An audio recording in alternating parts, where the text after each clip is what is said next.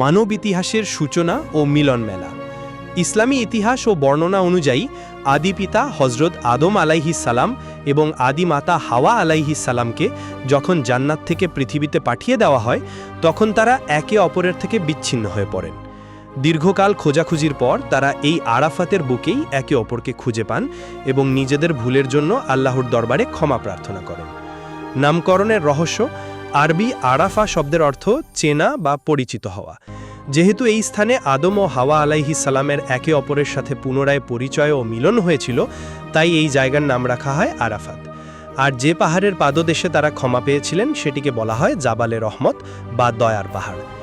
হজরত ইব্রাহিম আলাইহিসসালাম ও হজের শিক্ষা।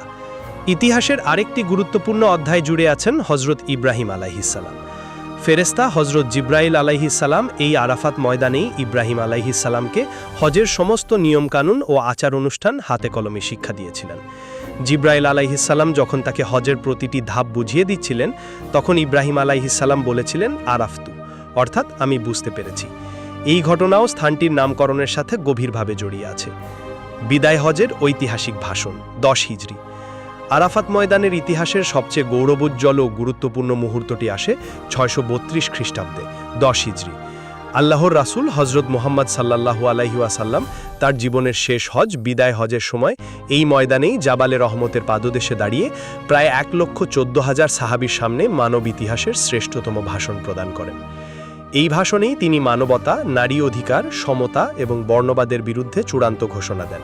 তিনি বলেছিলেন, কোনো আরবের ওপর কোনো অনারবের কিংবা কোনো অনারবের ওপর কোনো আরবের কোনো শ্রেষ্ঠত্ব নেই। তোমরা সবাই আদমের সন্তান।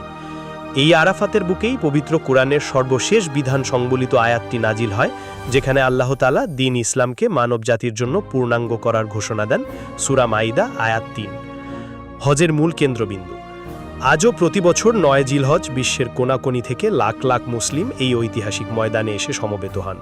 একেই বলা হয় ওকুফে আরাফা বা আরাফাতে অবস্থান। আল্লাহর রাসূল সাল্লাল্লাহু আলাইহি ওয়াসাল্লাম বলে গেছেন, আরাফাতের ময়দানে অবস্থান করাই হলো হজের প্রধান স্তম্ভ।